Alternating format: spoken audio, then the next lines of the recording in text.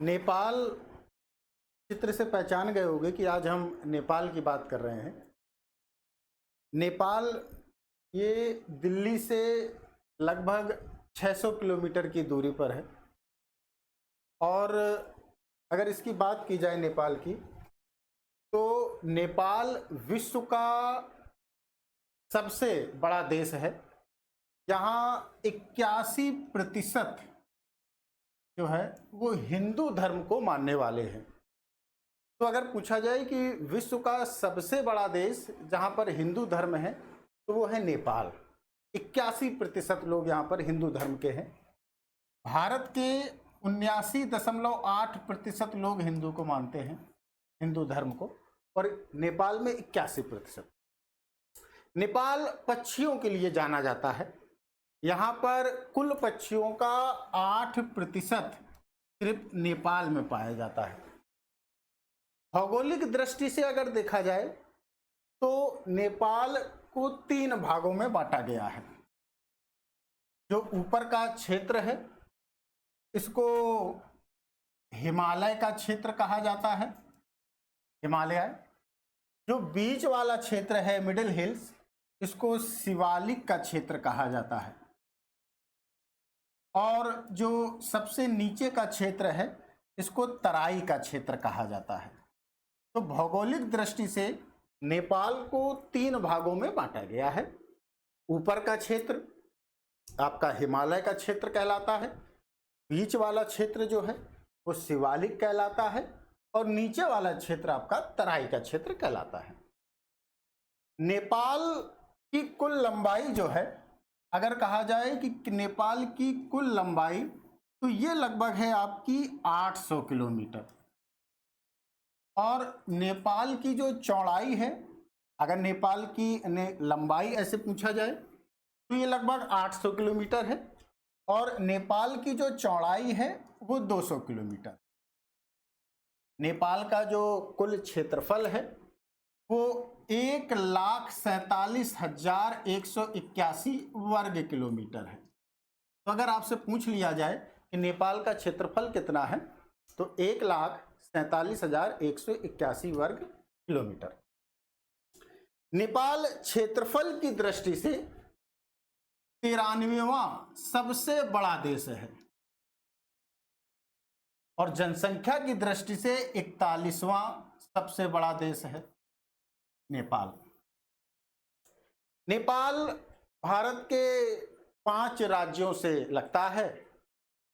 आपका उत्तराखंड से लगता है, उत्तर प्रदेश से लगता है, पश्चिम बंगाल से लगता है, बिहार से लगता है, और सिक्किम से लगता है।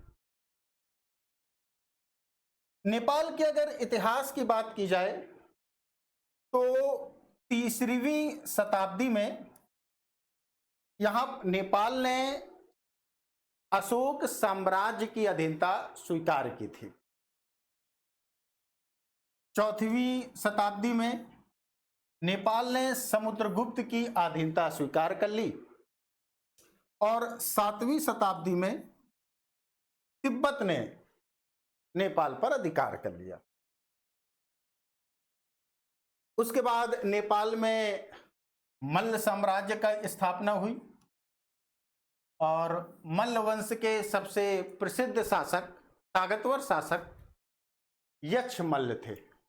इन्होंने 1428 से 1475 में अपना नेपाल पर शासन किया, राज्य किया।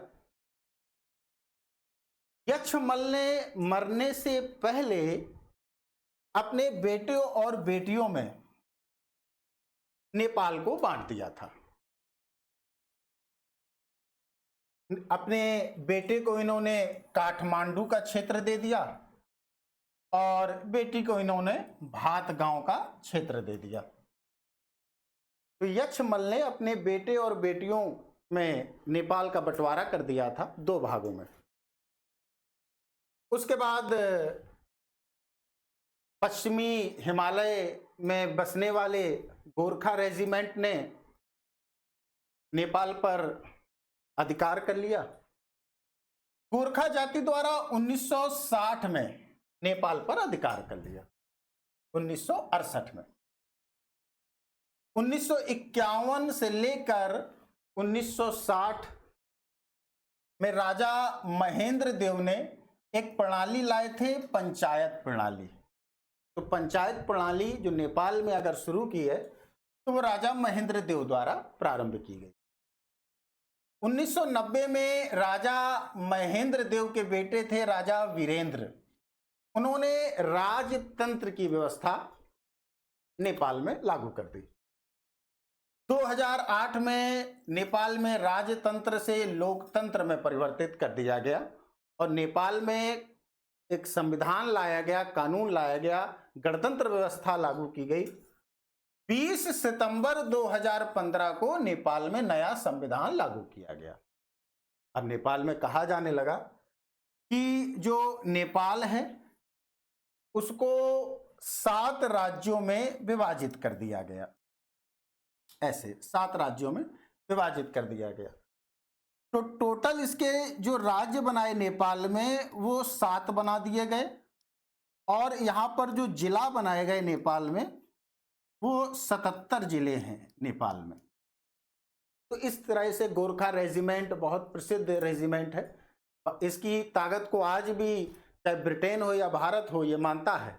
ब्रिटेन में आज भी गोरखा रेजिमेंट के नाम से भर्ती किए जाते हैं, भारत में किए जाते हैं। भारत में रेजिमेंट है गोरखा रेजिमेंट। नेपाल का उल्लेख महाभारत में भी मिलता है,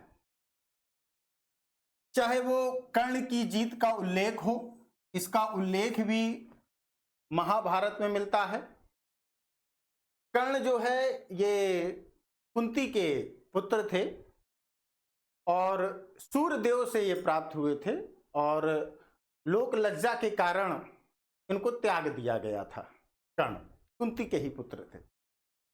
जो 5 पांडव हैं इनका उल्लेख भी महाभारत में मिलता है, नेपाल से संबंधित है। नेपाल में महाभारत का उल्लेख है और महाभारत में इन 5 पांडवों का उल्लेख मिलता हो।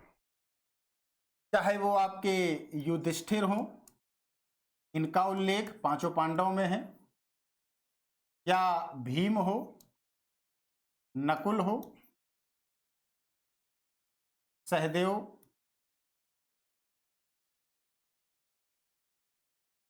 इनका उल्लेख जो है वो मिलता है। अगर बात की जाए तो क्योंकि युधिष्ठिर, भीम और अर्जुन ये 3 जो हैं ये कुंती के पुत्र थे। हालांकि पालन पोषण तो 3 और 2 5 का कुंती नहीं किया तो कुंती के ही पुत्र माने जाते हैं। ये नकुल सहदेव इनकी सौतेली पत्नी थी कुंती की, माद्री, ये उनके पुत्र हैं। तो हालांकि कुंती के वास्तविक तौर पर देखा जाए, क्योंकि ये शादी के पहले कुंती के पुत्र कर्ण थे जो लोक लज्जा के कारण उनको त्याग दिया गया था। युधिष्ठिर, भीम और अर्जुन ये कुंती के वास्तविक पुत्र हैं और नकुल और सहदेव इनका पालन पोषण कुंती ने किया है, पुत्र के तरह मानते हैं। 5 पांडव के नाम से जाने जाते हैं। ये उनकी सौतेली पत्नी जो है माद्री, उनके पुत्र थे। जब ये जो 5 पांडव हैं ये स्वर्गलोक की ओर जा रहे थे तो पांडुपुत्र भीम ने भगवान शिव से कहा अवतार देने के लिए, तो उन्होंने अवतार जो है एक लिंग के रूप में दिया। वो पशुपतिनाथ ज्योतिर्लिंग के नाम से जाना जाता है। तो पशुपतिनाथ मंदिर भी यहीं पर है। गौतम बुद्ध का जन्म लुम्बिनी में हुआ है, वो भी यहीं नेपाल में है। ये नेपाल का पुराना मानचित्र है, मैप है, और ये नेपाल का नया मानचित्र है। अंतर क्या है? अंतर यहां साफ दिखाई दे रहा है, ये नया जोड़ दिया गया है। क्यों जोड़ा गया है उसका भी हम उल्लेख करते हैं। काली नदी, गंडक और मैची, ये 3 नदियां ऐसी हैं। नेपाल इस तरह से है, ये इस तरह से। इसके इस साइड काली नदी है बाएं तरफ, और दाएं तरफ मैची, और बीच में गंडक नदी, इस तरह से। अब इसमें भारत और नेपाल का जो विवाद है वो क्या है उसको देखते हैं। तो 1816 में एक संधि हुई थी चंपारण में सुगौली की संधि। सुगौली की संधि क्या थी कि उसमें क्या कहा गया था, जो आंगल और नेपाल युद्ध हुआ था 1814 से 16 के बीच में, जो जितना भी जो नेपाल के राजाओं ने कब्जा कर लिया था यहाँ पर, चाहे वो कुमायूं हो, गढ़वाल हो, या सिक्किम हो, या तराई का क्षेत्र हो नीचे वाला, यहाँ पर अधिकार कर लिया गया था। और पहले इनका जो सीमा थी वो सतलज नदी से थी। बाद में जब अंग्रेज आए, ब्रिटिश आए, तो उन्होंने अपना क्षेत्र वापस देने के लिए कहा और गोरखा रेजिमेंट पीछे भी हटे और उनको अपना क्षेत्र दिया। उन्होंने एक बॉर्डर डिसाइड कर दिया ब्रिटिश वालों ने कि आपका जो बॉर्डर है यहाँ काली नदी से लेके और ये मैची नदी तक है। अब विवाद क्या है, एक सुस्ता गांव पड़ता है, गंडक नदी ऐसे निकलती है नेपाल से ही, यहाँ गंडक, और इसको नेपाल में इसी को जो गंडक नदी है उसको क्योंकि अलग अलग नाम से जाने जाते हैं, तो जब ये नदी यहाँ से निकलती है तो यहीं पर एक गांव पड़ता है सुस्ता गांव। अब नदी ने क्या किया है, क्योंकि इसका दिशा परिवर्तित होती रहती है नदी की, अब नदी आगे चलकर कुछ वर्षों बाद इस तरह से बहने लगी और ऐसे आ गई। अब जो सुस्ता गांव है, क्योंकि नेपाल जो था, सुस्ता गांव ये नेपाल में था, अब क्या है कि सुस्ता गांव आ गया आपके भारत में। एक ये विवाद हो गया क्योंकि नदी को लेकर ही था, पहले नदी इस तरह से बहती थी तो सुस्ता गांव नेपाल में था, अब नदी ने अपना दिशा परिवर्तित कर दी, अब वो यहाँ आ गया।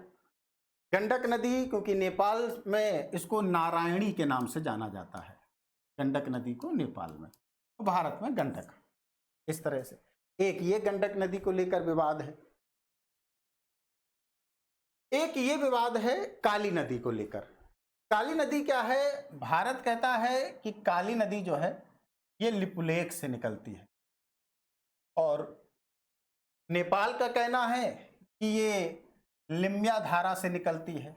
इस तरह से उन्होंने अपने मैप में इसी को आगे दिखाया गया, और बीच का पानी है ये काला पानी है, अंडमान निकोबार का नहीं है काला पानी, ये काला पानी है लिपुलेख और लिम्या धारा के बीच का।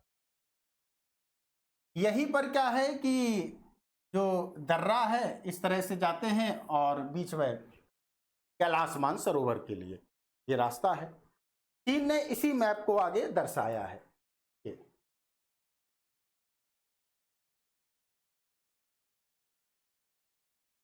ये यहाँ पर ये आपका यहाँ से ये था आपका इस तरह से, और ये विवाद यही है। ये काली नदी है, हम लोग कहते हैं कि यहाँ से लिपुलेख से निकलती है, और नेपाल कहते हैं कि ये लिम्य धारा से निकलती है, धार से। दोनों के बीच में विवाद है, इसलिए इन्होंने ये क्षेत्र अब नए मैप में दिखाने लगे। एक तो ये भारत और नेपाल के बीच में विवाद है।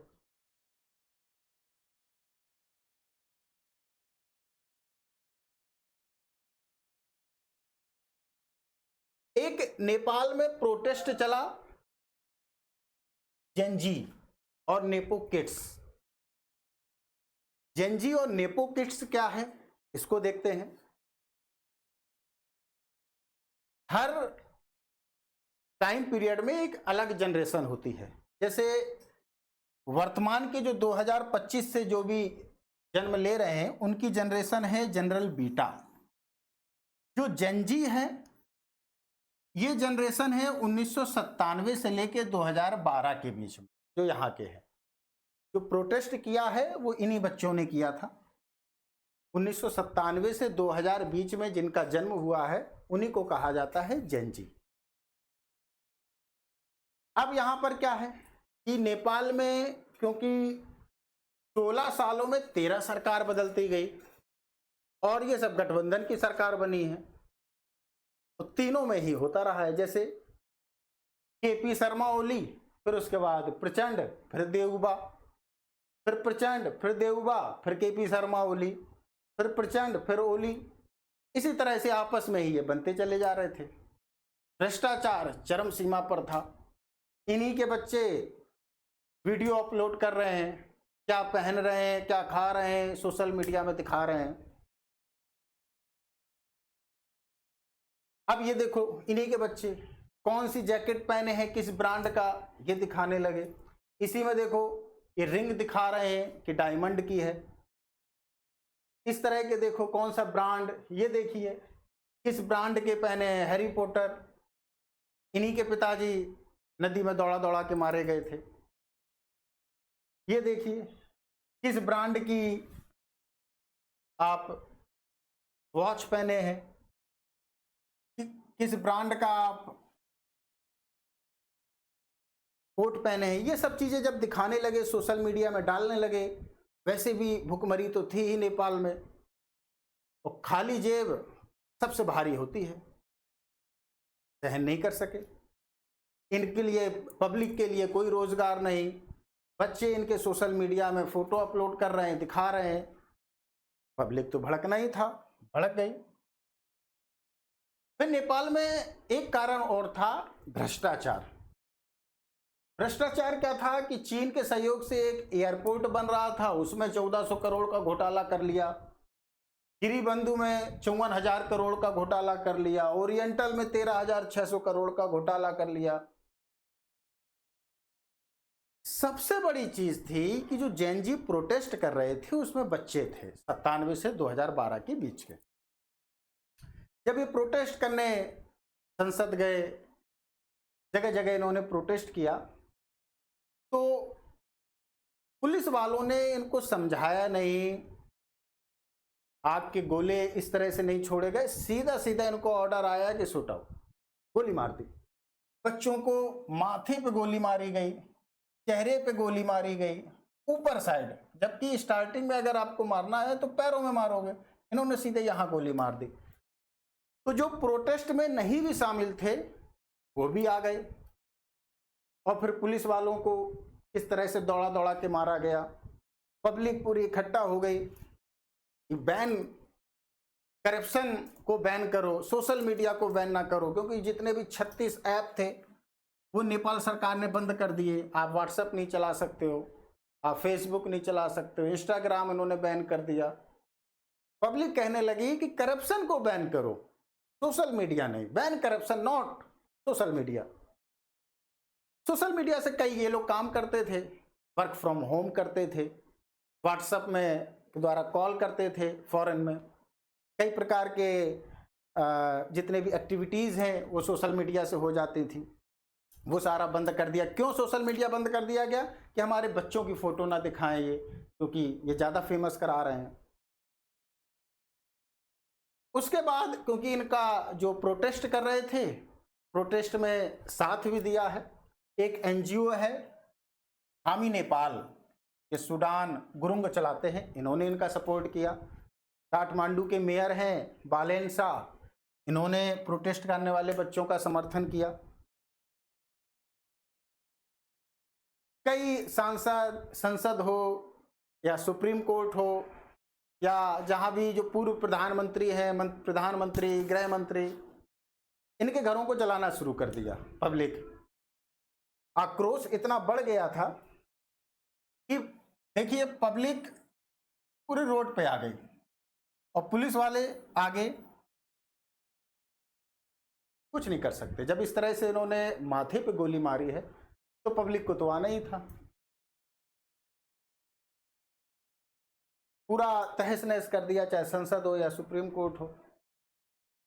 उसके बाद अंतरिम सरकार बना दी गई और सुशीला कार्की, इनको नेपाल का अंतरिम प्रधानमंत्री बनाया गया।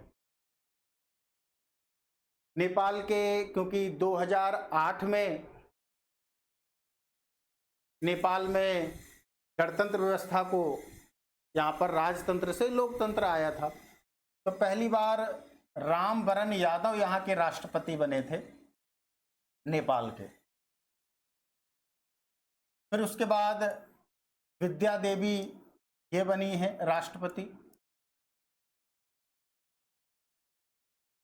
और इस समय रामचंद्र पौडेल हैं, रामचंद्र पौडेल, ये इस समय राष्ट्रपति हैं 2023 से। तो 3 ही राष्ट्रपति वहां पर बने हैं, उनको अच्छे से आपको देखना है। एक रामवरण यादव, ये पहले राष्ट्रपति नेपाल के, फिर विद्या देवी भंडारी और रामचंद्र पौडेल, ये वर्तमान में है। नेपाल का राष्ट्रीय खेल वॉलीबॉल है, राष्ट्रीय फल संतरा है।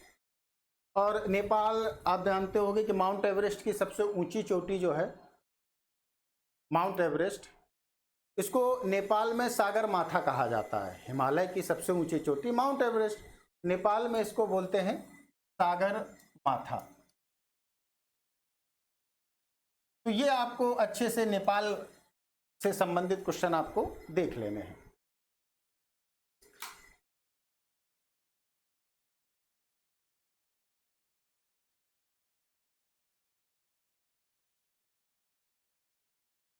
गौरव, बंद कर दे।